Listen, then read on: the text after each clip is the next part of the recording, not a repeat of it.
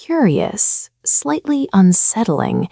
Have you ever snapped in a sudden flash of anger or felt a burning wave of envy that you quickly tried to justify or ignore?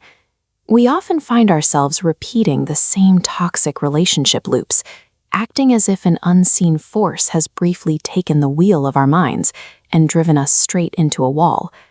When the dust settles from these emotional outbursts, the common instinct is to write them off as temporary glitches.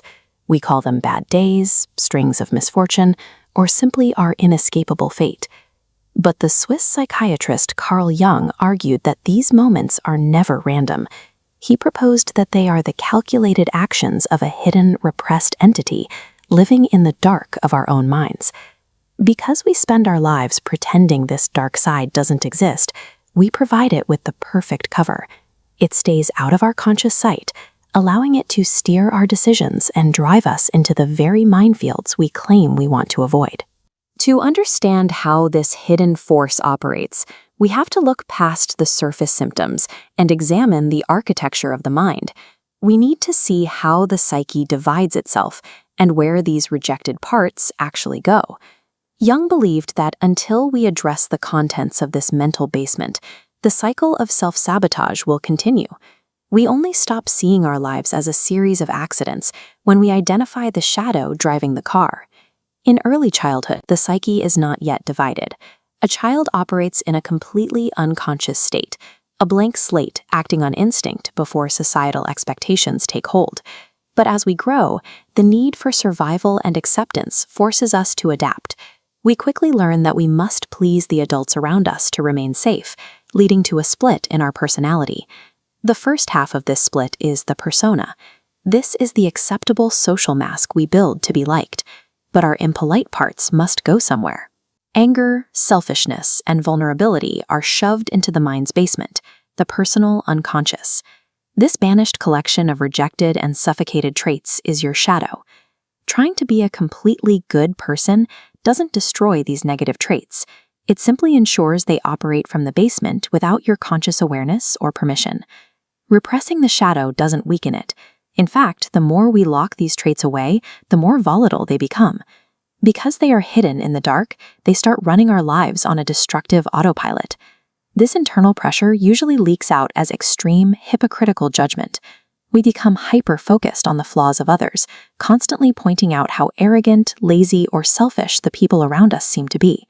Jung explained this behavior through a specific psychological defense mechanism called projection. Because we refuse to admit we have these flaws inside ourselves, we project them outward. We see our own repressed reflection in the world around us, blaming everyone else for the very traits we have buried. This blind projection is the engine of our self-sabotage. It ruins our relationships and causes us to flee from success, all because we are tripping over the very parts of ourselves we've swept under the rug. Most modern cultures view suffering as a failure, a glitch to be quickly fixed with distractions or pills. Jung saw pain as a beautiful necessity, a signal from the depths of the psyche. He viewed feelings like anxiety or emotional exhaustion as fire alarms. They are signs from the unconscious that the polished mask of the persona is no longer enough to sustain an authentic life. Jung famously compared depression to a lady in black. He suggested that if she appears at your door, you shouldn't push her away. Instead, you should invite her to sit down at the table and carefully listen to what she has to teach you.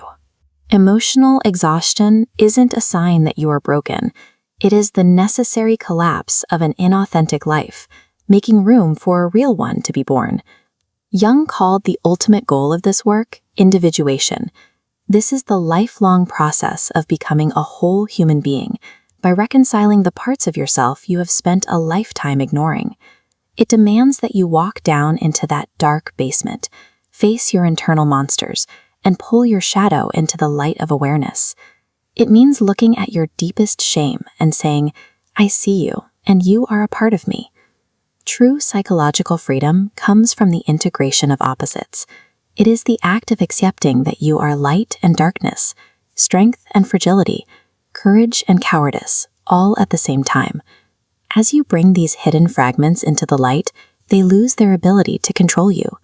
people can no longer manipulate you through your hidden triggers. This demanding transition requires complete personal responsibility. No external guru or partner can do the work for you.